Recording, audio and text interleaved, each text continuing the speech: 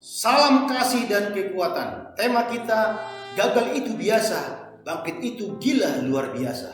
Saudaraku terkasih, kamu merasa gagal, mimpimu hancur, disalahpahami, dihianati, dianggap remeh. Saya cuma mau bilang, selamat, kamu sedang ada di titik yang akan Tuhan pakai untuk melontarkanmu ke tujuan puncak. Jangan berhenti, jangan menyerah. Bangkit setelah gagal itu baru luar biasa. Yuk ikuti sampai akhir dan kamu akan tahu bagaimana caranya bangkit dari kegagalan. Saudaraku, di masa ini kita hidup di tengah dunia yang mencintai kecepatan, tapi membenci proses. Semua serba instan. Padahal kita tahu sendiri, mie instan itu pun butuh proses baru bisa dinikmati. Semua orang mau sukses instan, viral, trending, jadi top tier, tanpa luka dan tanpa air mata. Tapi ketahuilah, di dalam konsep kerajaan Allah, kemuliaan terkadang lahir lewat proses yang pahit dan getir.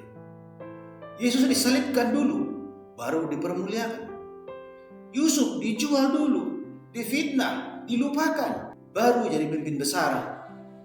Daud dikejar-kejar dahulu, dibenci, baru jadi raja Israel, dan sebagainya. Jadi ketahuilah, kegagalan bukan penghalang takdir. Itu justru pintu masuknya yang memang harus dilalui. Gagal itu biasa karena manusia memang terbatas adanya. Kita bisa salah langkah, keliru jalan, dan akhirnya jatuh. Tapi bangkit itu luar biasa karena memutuskan untuk tidak tunduk pada keadaan yang jatuh. Karena punya iman yang hidup, itulah apa yang tidak bisa dipadamkan oleh dunia ini.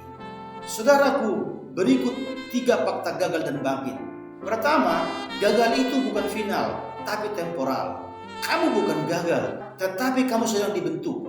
Tuhan izinkan semua proses penghancuran untuk membangun ulang suatu karakter yang lebih baik.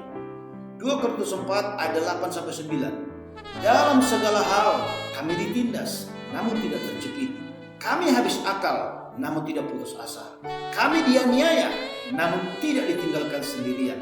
Kami dihempaskan, namun tidak binasa. Gagal bukanlah akhir dari segalanya. Itu hanya jeda sementara sebelum kesuksesan datang. Bangkit, belajar, dan lanjutkan karena mereka yang terus melangkah pada akhirnya akan sampai di puncak. Gagal bukan garis akhir, itu hanya titik koma.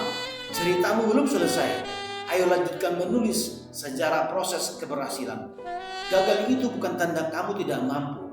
Itu pesan kehidupan yang berkata, coba lagi, tapi kali ini dengan cara yang lebih cerdas. Jadi tidak ada alasan untuk tidak bangkit dari kegagalan. Karena jika kamu punya 1000 alasan untuk tidak bangkit, tapi Tuhan punya 2001 alasan bahwa kamu harus bangkit. Yang kedua, bangkit berarti percaya walau terluka. Percaya walau belum pulih total. Percaya walau air mata belum kering.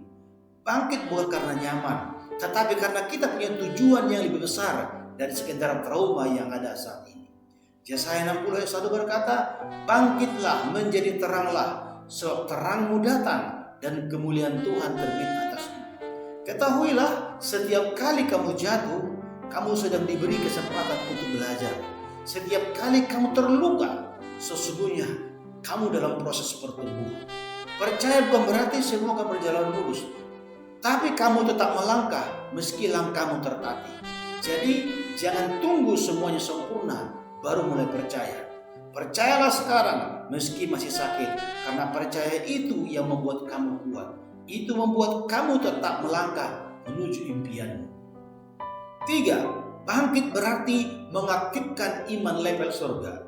Orang yang bangkit itu bukan karena keajaiban datang, tapi karena mereka memutuskan untuk tidak mau kalah.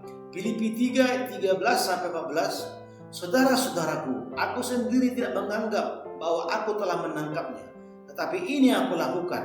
Aku melupakan apa yang telah di belakangku dan mengarahkan diri kepada apa yang ada di hadapanku, dan berlari-lari kepada tujuan untuk memperoleh hadiah, yaitu panggilan surgawi dari Allah dalam Kristus.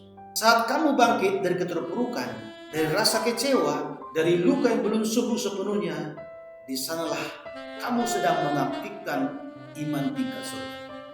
Iman tingkat surga tetap menyala, tetap percaya meski belum melihat. Tetap melangkah meski hati penuh sesak. Ia tetap menyala meskipun sekelilingnya gelap. Ia tetap percaya meski belum melihat hasilnya. Bangkit itu sinyal bahwa kamu masih percaya pada harapan. Bahwa kamu tahu Tuhan masih punya rencana indah di balik semua luka. Dan tahukah kamu, saat kamu memilih bangkit, langit melihat, Tuhan mencatat, dan alam semesta bergerak mendukung langkahmu. Dan akhirnya saudaraku, di era yang gila ini, mungkin kamu melihat kesuksesan orang lain dan kamu merasa gagal. Tapi ingatlah, Tuhan tidak menilai dari seberapa viralnya kamu, tapi seberapa taat kamu dalam prosesnya Tuhan. Jangan remehkan orang yang sedang jatuh, apalagi dirimu sendiri. Karena Tuhan terkadang memakai orang-orang yang dianggap hancur oleh dunia ini untuk menyatakan kuasa kebangkitannya yang tidak bisa dihentikan oleh siapapun. Jadi jangan cuma hidup, tapi hiduplah untuk tujuan ilahi. Karena setiap luka, setiap tangis, dan setiap kegagalan, Tuhan bisa ubah menjadi pujian dan kesaksian bagi kemuliaan nama-Nya. Saudaraku, jika renungan ini dirasa bermanfaat, jangan lupa di like, tulis pengalamanmu di kolom komentar, dan bagikan juga pada temanmu agar mereka tahu bahwa bangkit dari kegagalanmu itu gila luar biasa. Demikian, Tuhan berkati.